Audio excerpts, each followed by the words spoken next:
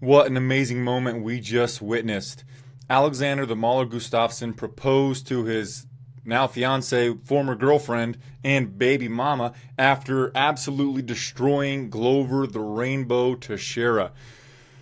I like to do WTF of the card, a moment on the entire night that made me just like put my hands in my face and like, what the fuck? And sometimes I do it and it's a moment that is like, makes me upset or I'm annoyed by it or what have you. But today, my WTF of the card is going to go to that final sequence there. Gustafsson proposing to his girlfriend after that amazing performance. I almost teared up a little bit. It was an emotional scene. The last time Gustafsson fought in Sweden, he got obliterated by Rumble Johnson. Now he comes back and he obliterates his opponent and then gets engaged. What an incredible and emotional scene. That was some fun stuff. So I'm Flyin Brian J. This is the Rearview Mirror UFC Fight Night 109 post-fight show. I'm going to talk about all of the fights, kind of what happened, my thoughts on them. Of course, down below me here, I want you to vote for what letter grade you would give the card. Let's start talking about the main event. Basically, the story of it was the uppercut from the Mauler. He kept throwing the left hook, uppercut, left hook, uppercut. In fact, the finishing sequence, he threw that same thing 3 times in a row, and the left hook was not even to do anything with it.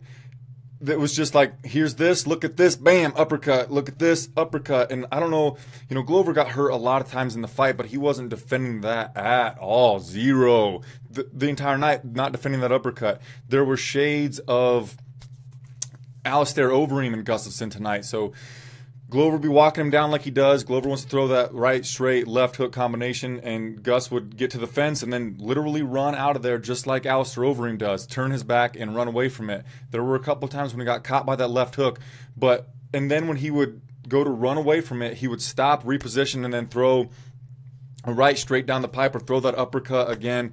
And Glover tonight had,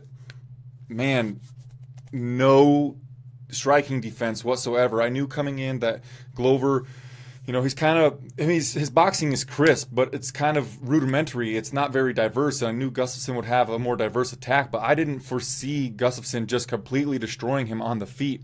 In that very first round, Glover went for a high crotch single leg takedown, just like Daniel Cormier hit on Gustafsson. He gets him straight up in the air, and then Gus goes to roll under and then reverses position and right back to his feet. What incredible takedown defense. Woo! I saw somebody say, Wade Olson said, has to be one of the best nights of his life. I assume so. If you're a mixed martial artist, I don't see a better night than that. I was thinking about that too, Wade. In that moment, the only thing that could have been better was if the belt was getting wrapped around his waist, then he proposes. So you got the gold, you got this huge victory in your hometown, and then you get engaged. Wow, that was a fun little bit there. So what's next for Alexander Gustafsson? I thought that he would get on the mic and he would call out the winner of Cormier Jones. He didn't do it. He had more important things on his mind, as we've mentioned. I think he deserves the shot no matter what, so he doesn't need to talk. He's already put in a ton of effort. Or, he's already put on huge performances against both of those guys that fight. And yeah, Jimmy Manuwa is there. He's in the picture as well. Does Jimmy deserve the next title shot? Let me lay down some chips for you. Here's what I want to see. Here's what I think should happen. If DC somehow beats Jones in their rematch and they don't do an immediate rubber match for the trilogy, I would like to see Manuwa fight Cormier and Jones fight Gustafsson for the new number 1 contender spot. Or if Jones wins again against Cormier, like many people think he will, like most people think he will, then Gustafsson gets the title shot against Jones. Basically, I think whatever is next for Gustafsson, it is Jones no matter who has the belt. I want to see that rematch. I've been waiting for that rematch since, how long ago did that fight happen? Like 2013 or something like that?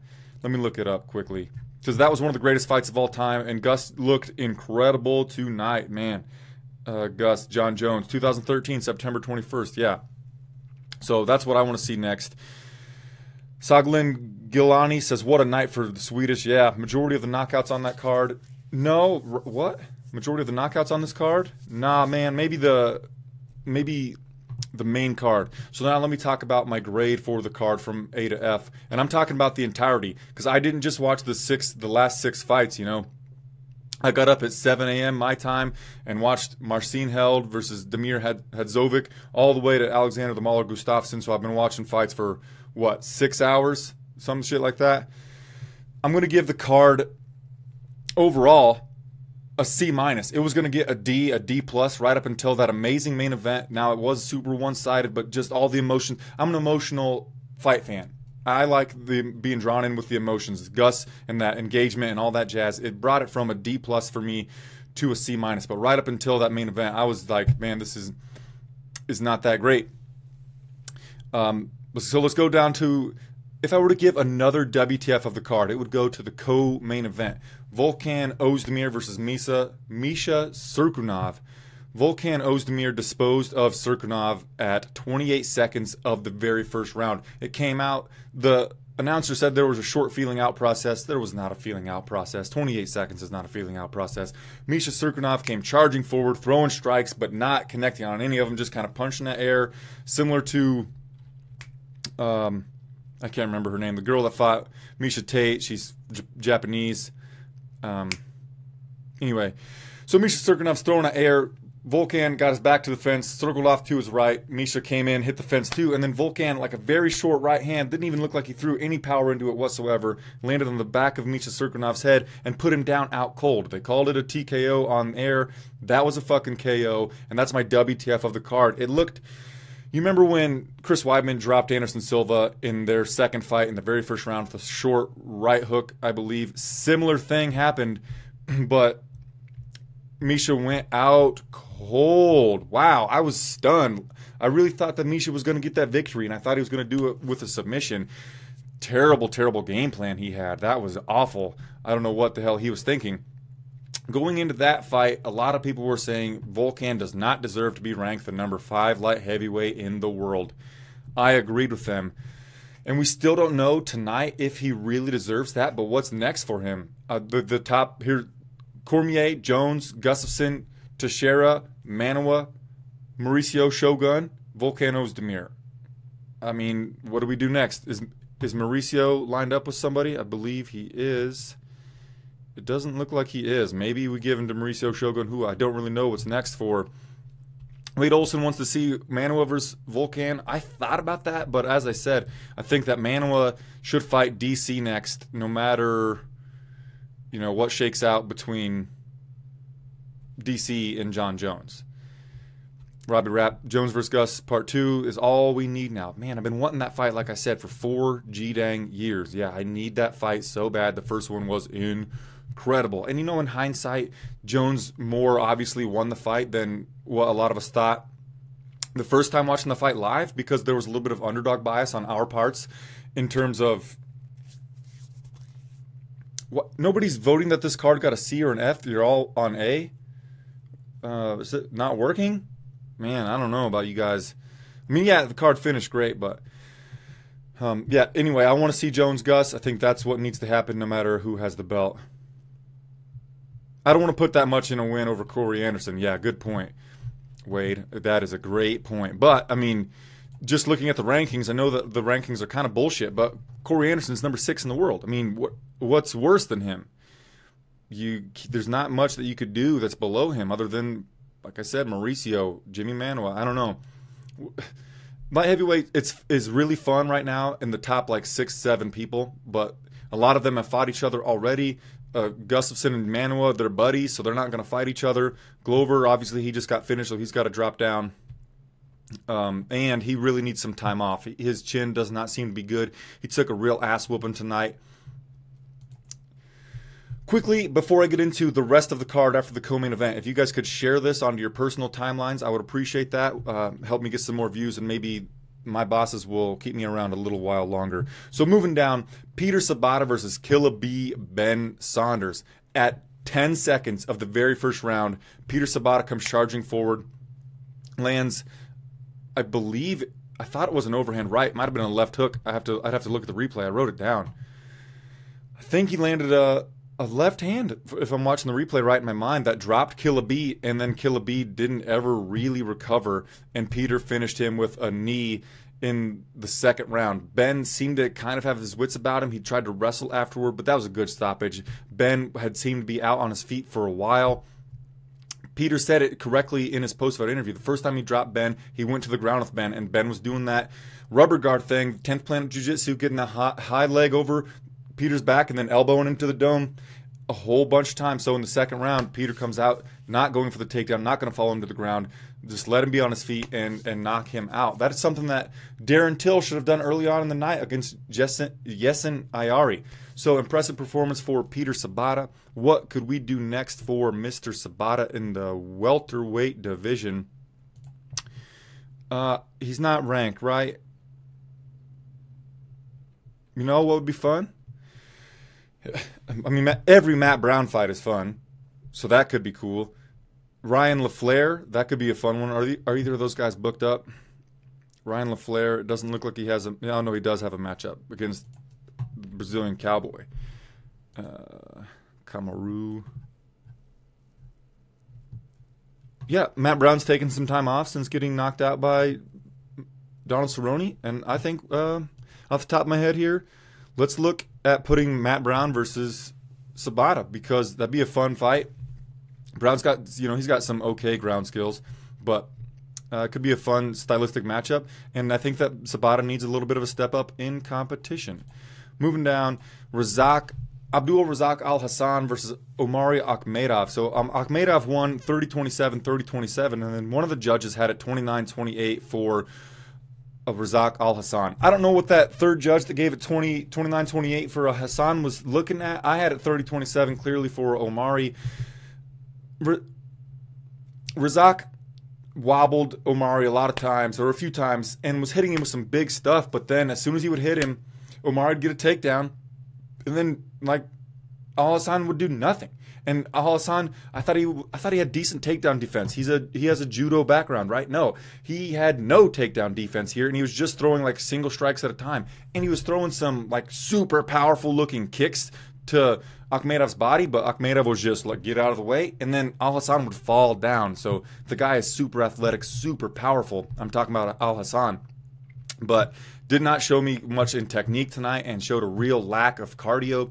When the final bell rang and the fight was over, he sat down next to the cage, and actually Omari sat down next to him. Touching moment, whatever. But dude, your cardio sucks, okay? Work on that. You're a powerful man. You're a super athletic guy. Work on some cardio. Get on a treadmill a little bit. Do some interval training. Oliver, the future Enkamp versus Nordine Taleb. Now, Taleb won a pretty clear unanimous decision, 30-27, 30-27, 29-28. I tweeted it. A lot of people were saying it. The announcer said it. Oliver Enkamp looked like Stephen Wonderboy Thompson. He did a lot. And I saw a tweet that said, I think it was from Joseph Snowden, Jonathan Snowden, excuse me. Enkamp was doing tons and tons of spinning shit, all kinds of awkward stuff, but Taleb was the more fundamentally sound person doing what he needed to do. He rocked Oliver Enkamp, I believe it was with a left hook. Enkamp's 25 years old. He's only 7-1 now. He was 7-0 coming in. Nordine said it in his post-fight that Enkamp's going to have a long and prosperous career. I believe he will. He was fun to watch tonight, and coming in on short notice against Taleb. Taleb is a veteran in the UFC. I think this was his 7th fight. He is 5-2 now. Trains with a really good camp. Coming in and losing a decision like that to Taleb, there's no harm in that. Enkamp had a takedown early. Enkamp was hitting Nordine quite a bit, but then as the fight went on, Taleb's fundamentals took over, and he was able to get the better of Enkamp. But both guys look good here. I don't think either guy's stock drops at all. Speaking of some guys' stock that drops, Alex the Spartan Nicholson. Ooh, man, I thought that he could get this victory. I really did. But he really shit the bed here. Comes out, did nothing. Basically, Hermanson took him down, took his back, elbowed into the temple. Nicholson flipped back over and just ground and pound him into oblivion. Nicholson, at first, he was fine with the stoppage. He laid there and he looked like he was happy that the fight was over, but then he protested a little bit. Man, you weren't getting up. Hermanson had his back, ran him down the ground and pound. Nicholson was showing no signs of being able to defend himself in any way, shape, or form. Great performance by Hermanson, but Nicholson just didn't show me anything. And yeah, I forgot to mention at the top of the show, what a night of upsets. There were a lot of upsets. I wanted to look at best fight odds to see how many times the underdog came through. Jack Mooney says all Dan Hardy seemed to be saying throughout the card was, oh, even though the shots clearly missed. I don't want to. I got in trouble a couple of shows ago for disrespecting one of the announcers, who I won't say. I got in trouble for it. I don't want to do that again, but Hardy showed a little bit of favoritism in the main event, and he wasn't great tonight, but he wasn't bad either. There were just spots where I was nitpicking and being like, oh, you know, this and that. But overall, I thought Hardy did a pretty good job, even though I got in trouble for talking bad about that one announcer. I did think that Hardy did a decent job overall. He's just a tiny bit biased in the main event. You know, at the very beginning, Gus would land a jab and he'd be, oh, like you were saying, Jack. But Scott Poppleton asks how the prelims were. Don't go back and watch them. Here's the fights that you need to go back and watch. We want to go back and watch the end, or watch Niko Musoki versus Bojan Serbian Steel Velečković, and watch Marcin Held versus Damir Hadzovic, and perhaps watch Reza Madadi versus Joaquim Silva. Skip Pedro Munoz. I didn't think that was versus Damian Stasiak. I didn't think that fight was very good. There was a very technically sound fight, but it wasn't very entertaining. And if you like Jared Roshaw, watch Trevor Smith versus Chris Camozzi. It was one of the most boring fights in history. I tweeted that I regret watching it, and I still regret watching it. I hate myself for talking about it right now. Trevor Hot Sauce Smith versus Chris Camozzi was one of the worst fights in the history of time. It was god-awful. Munoz, he a little faster than Stasiak, just a little more well-rounded, got the decision. I thought he was going to just obliterate him. Not the case. I want to talk about Darren Till versus Jessen Ayari. So Darren Till comes out, floors Jessen. And Darren Till was throwing single strikes, just a left straight over and over. That's all he was doing. And a lot of times he rocked Jessen. Then he followed Jessen to the floor a couple of times and then was unable to do anything. Or Jessen went for a submission off of his back, went for an armbar, put Darren Till in danger in the first round. Second round, Darren Till did the same thing, follows him to the floor. You could have just let him stand back up and then land that. I think he landed quite a few head kicks too that were glancing off of Jessen's arms, but basically it was the left straight and then a left high kick that was getting the job done for Darren Till. But then the third round comes out and Darren Till did more like hyping up of the crowd than he did actually fighting. I know that he won a clear-cut 30-27, 30-27, 29-27. Wow, so that 29-27 was probably a tie. Why would it be a 29-27? Oh, he got a 10-8 round and then he lost one round? That's a strange scorecard. But anyway, Darren Till, he didn't show me any killer instinct. He said that he's the best in the world. He said he's going to be the champion someday. But like, where's your killer instinct, man? You can't just be chilling out in the third round. You can't just be hyping up the crowd and saying, cheer for me in the third round. Like, let's fight, dude. You won the first two rounds. Great. You could coast to a decision, but I need to see more from you. You're trying to tell me that you're the greatest in the world, but you can't finish Jessen Ayari? No disrespect to Jessen, but really, dude, show me that killer instinct. Go in for the kill. Don't just be hanging out in the third round. I didn't like that. I was a little bit annoyed by that. Robert Harker says, decent announcing, but still the JV team of the UFC. The fights were either on or just meh. Most of them were meh, Robert. That's what I think. What time the main card at? Man, the main card just ended, bro. That's what we're here doing. UFC Fight Night 109 post-fight show. Really nothing else that we need to talk about. I guess I'll talk about Marcin Held versus Damir Hadzovic. So on the feet, very first round, it was kind of close. Damir was showing that he was the more powerful guy, and he was walking Marcin down. But then Marcin got some takedowns, got Damir's back a couple of times, looking for the rear naked choke. Time ran out on him. But then the third round, similar to Benyel Dariush versus Edson Barboza. So Marcin's just going for that takedown over and over. He doing the same thing, jab, takedown, just coming in, going for that takedown. Demir timed a sweet knee that hit Marcin, and this is in the third round, hit him right on the temple because it looked like Marcin was going in for an Imanari roll, going to his back, going to look for that leg lock. And I think it was tied going into the third round, or I might have had Marcin up 2-0 against Demir.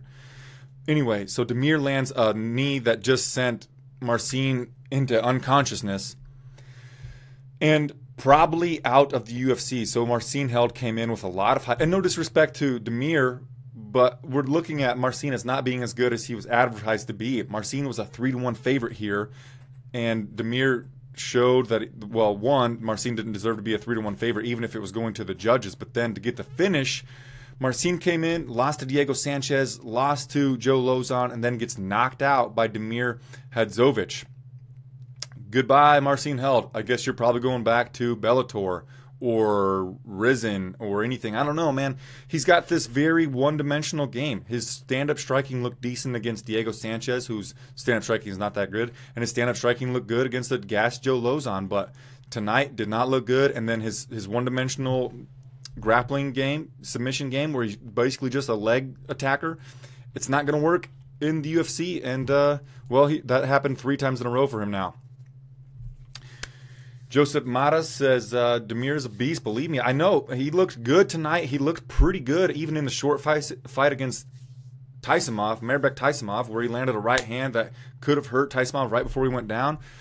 I should have picked Demir tonight, but I thought that this was a step down in competition for Marcin Held, but it's not the case, evidently, because Diego and Joe Lozon, they are, kind of washed up. They're kind of washed up. Madadi, Held, and Kamosi will all be cut, I believe. Yep, that's probably correct. What about Alex Nicholson? He's only 7-4 now, but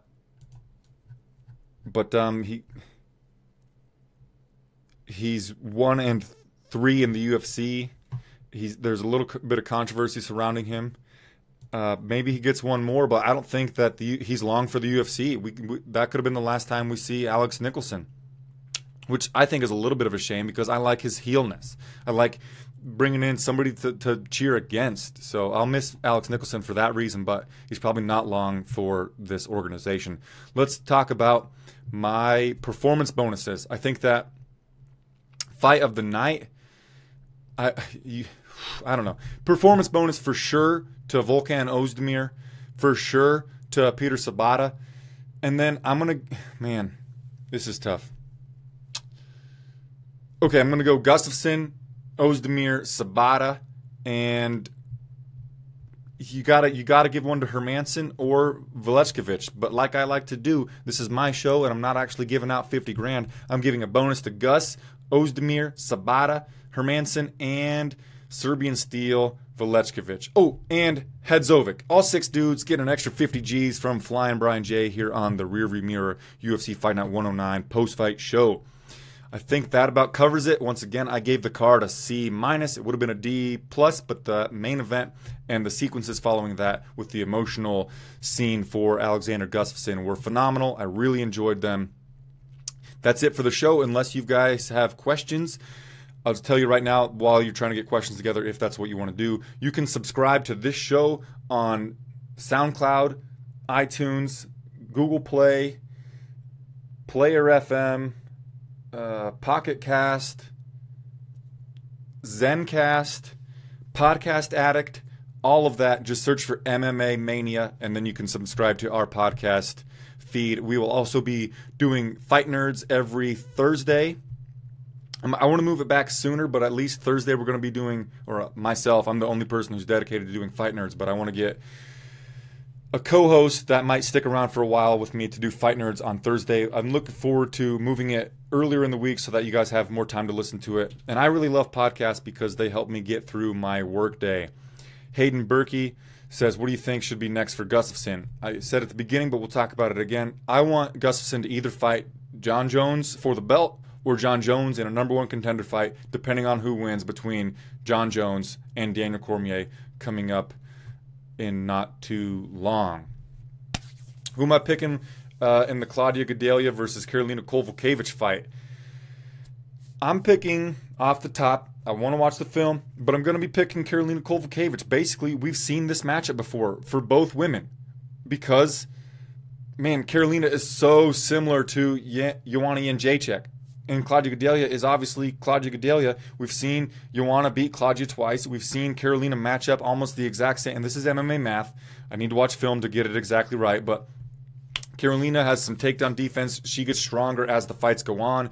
Her output, her statistical output in every single fight she's had, maybe not the Joanna Jędrzejczyk fight, but she throws and lands more strikes in each progressive round as fights go on. We know that Claudia Gadelha has rather terrible cardio, rather terrible.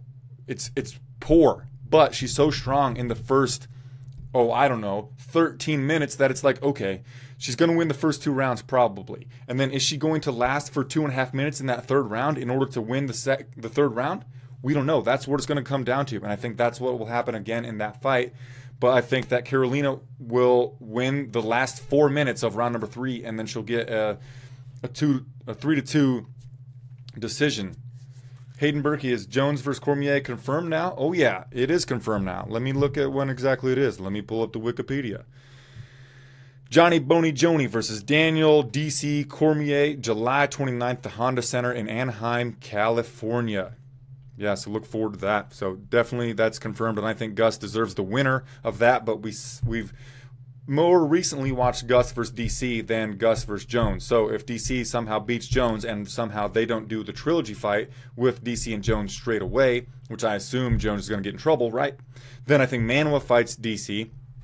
And then if Jones doesn't get in trouble, then we see Gustafsson versus Jones number 2, 4 years in the making. Joseph says that Teixeira showed a lot of heart tonight. Teixeira did show a lot of heart tonight. He's an older gentleman. He's never going to make it back to a title shot, but he's a guy that you and I, we're all going to enjoy watching him no matter who he fights in the future. He has a fun fighting style, super nice guy, has a genuine good heart, and yeah, like you said, he showed a lot of heart tonight, got dropped on multiple occasions, and looked fresh as ever at the beginning of each round. And sometimes the broadcast team, they'll say stuff like that, like, oh gosh, he looks fresh, and they're just, I don't know if they're being truthful, but no, he really looked good. He came out, he was looking good, he looked fresh, he's doing a shoulder bob thing like he likes to do, coming out, pressing forward on Gustafsson. Didn't seem to be tired, but obviously was visibly damaged from what Gustafsson was doing with that uppercut, right? So hats off to Glover Teixeira. Great showing by Alexander the Mauler Gustafsson. Was hard seeing Glover taking a beating like that. What do you think is next for Glover? Take a year off. Take 7 months to 9 months off, Glover, and then he should come back. And I would like to see. And right now, the easiest person to put in any matchup seems to be Mauricio Shogun Rua, but maybe we do. You know what? Is Corey Anderson booked? No, Corey Anderson's not booked. It was just March 18th that he lost to Jimmy Manuwa. I think that Glover Teixeira versus Jimmy Manuwa. No, Glover Teixeira versus Corey Anderson is what I would make next. One more question from Jack Mooney. Vitor the Phenom Belfort or Nate the Great Marquardt? I'm going to take Vitor. The reason is Vitor still has that one blitz in him. Nate's chin seems to be completely gone. Vitor, now we're seeing nowadays that Gastelum is incredible. The guy is just a phenomenal talent. So him destroying the Phenom is okay. But and also, so Belfort's talking about going to Bellator or somewhere that will let him juice, basically. He's going to get back on TRT. I mean, he's basically said that he's going to do that. What's stopping him from doing that right now? You know, he gets suspended by USADA. Big fucking deal. He could still go to Rizin. There's no the commission wouldn't match up. So since he'd be out of his UFC contract, he could still go over to Rizin and fight there. So who's saying, or what's to stop Belfort from coming in against Nate Marquardt juiced up. I haven't seen his Instagram lately. I haven't seen what he looks like, but what I'm saying is Belfort, even off TRT, has that blitz left. Nate's chin, not that great. And then I really think that Belfort's going to come in a little bit extra vitamins. Have some extra vitamins. That's what I think. He'll be juiced up, first round KO. Yeah, I believe it. That's what I'm picking. And, excuse me, I'm losing my voice a little. If I have to pick, make a video like I do for MMA Mania on the YouTube channel, I won't say that exactly. I'll do the technical breakdown, but even with the technical breakdown, without saying that Vitor is going to be cheating, I think Vitor gets the victory. So that's what I'm going with. Well, I need to get a lozenge or something. I'm losing my voice. It's been real hanging out with you guys. I really appreciate you for being here. If you haven't already, please like my Facebook page. And also, again, please subscribe to our podcast feed. And I will see you guys on Thursday on MMA Mania's YouTube channel, where we record Fight Nerds live. And then immediately after we're done, I will upload it to SoundCloud, which sends it out to iTunes. Not Stitcher, because they won't get back to me. We're having troubles with them, but all of those other ones. Pocket Cast, Podcast Addict, Google Play, all that jazz. Thanks again, guys, and I'll see you on Thursday. Namaste.